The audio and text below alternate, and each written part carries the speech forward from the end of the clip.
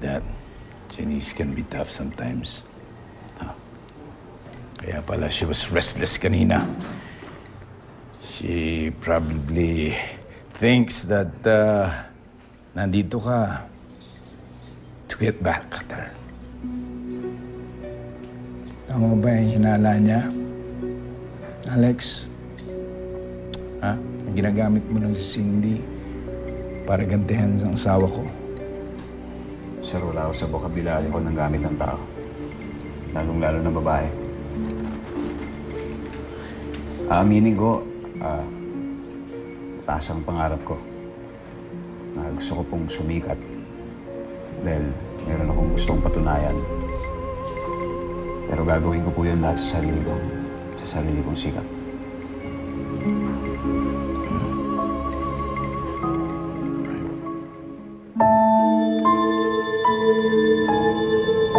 Alex!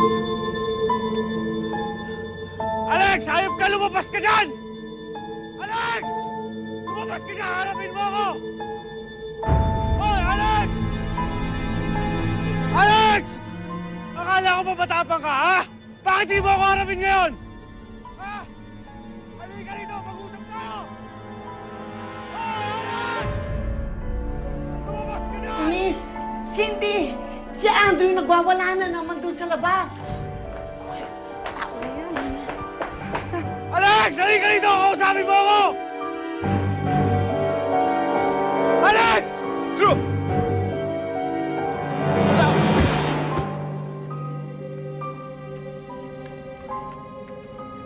Ano ba problema mo?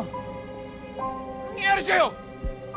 Titripan mo yung gamit ko. Ano problema mo? Ito ka, kausapin ko sana si Cindy. Kaso andito pala itong gagong to eh. Drew, pwede ba? Umuwi ka na. Huwag ka na magdala ng gulo dito. Hindi naman ang problema eh.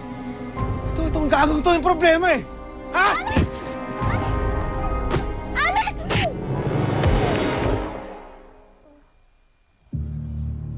Diyos ko, tama na!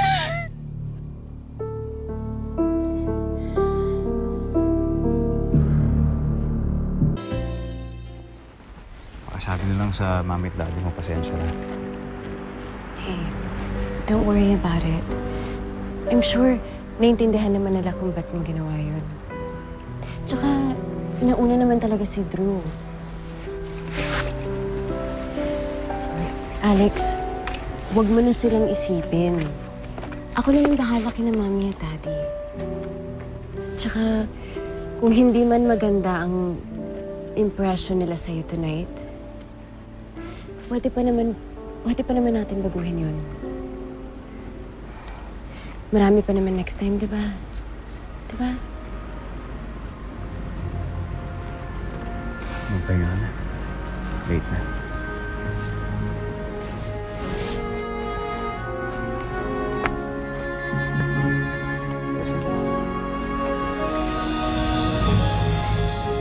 Bye, Alex.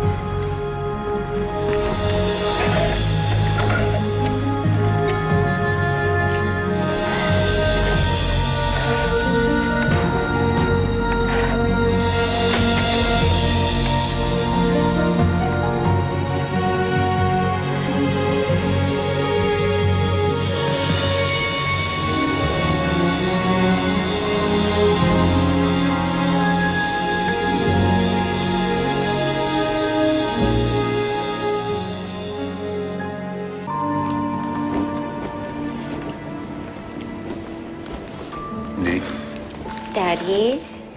Yeah. Gusto lang sana kitang kausapin about last night. About yung nangyari kay Andrew. Daddy, hindi talaga parumbato si Alex. Talaga? Eh, mukhang ensayado yung kanan niya eh. Daddy! Hindi. Biro lang. Ay, siyempre, ayaw din natin ng basagulero. Pero it's good to know na kaya kanyang ipagtanggol kung kinakailangan, di ba? What do you mean? Does that mean that you like him? Pwede na. Thank you, Daddy! Because I really, really, really like him. I just want you to be really, really, really, really happy. I'm sure yun din ang gusto ng mami mo. Thank you, Daddy. You're the best. Yeah.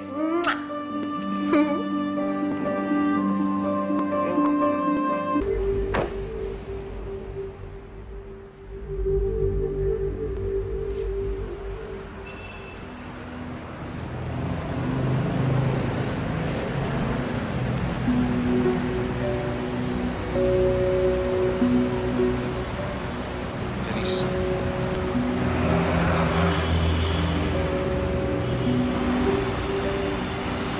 Ang ginagawa mo dito? Hindi mo alam. Hindi ba ito ang gusto mo? Ang inisin ako? Ang gantihan ako? Hindi ka na nakontento na sa opisina mo lang ako binibigyan ng problema. Pati ang anak ko, pati si Cindy, dinadamay mo. Nananadya ka ba talaga, Alex? Gusto ko? Tingin mo gusto ko to? Ano sa palagay mo? Sinadya kong hanapin yung anak mo si Cindy? Dahil trip ko lang kayong tuhugin mag-ina? Ganun ba? Ganun ba sinasabi mo?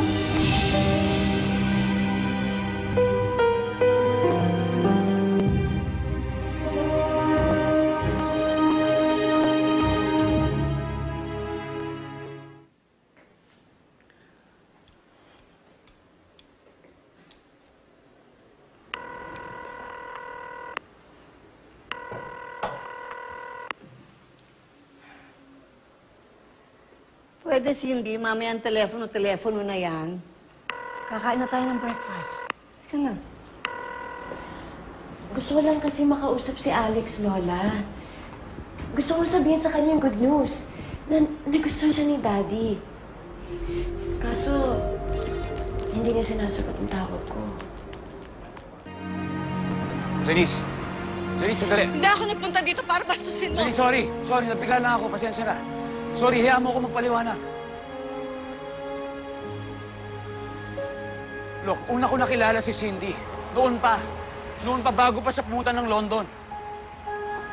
Nagkakilala kami. Pero ni minsan, kahit kailan, hindi kanya nabanggit sa akin. Oo, pinag-uusapan namin yung tatay niya. Sinasabi niya na mas malapit siya sa tatay niya, pero yun lang.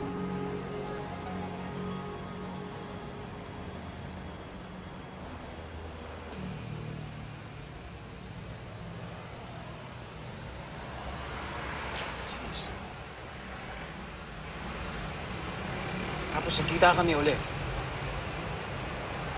Pagkatapos mo sabihin sa akin na nagbalikan na kayo ng asawa ko. Janice, maniwala ka sa akin, hindi ko talaga alam na anak mo sa... Wala. Hindi ko talaga alam. Alex, alam kong hindi ka masamang tao.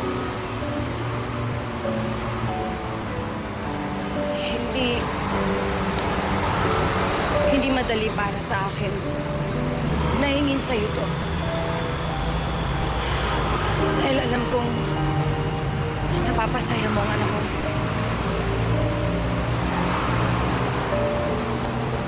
Alex, huwag na nating pahirapan pa ang sitwasyon natin. Layuan mo na si Cindy. Let her go. Makakaya mo ba na makasama ang anak ko na may tinatago kang lihim sa kanya? Alam mo na hindi niya pwedeng malaman may nangyari sa atin. It will break her heart. Nakikiusap ako sa'yo, Alex. Kung mahalaga sa'yo si Cindy, layuan mo siya.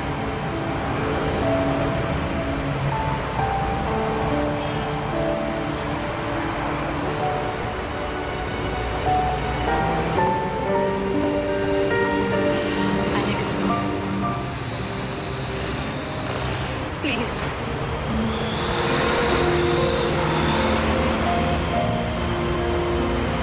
Alam ko, kumayos na ang pamilya. Ayoko naman na ako pang sisira ng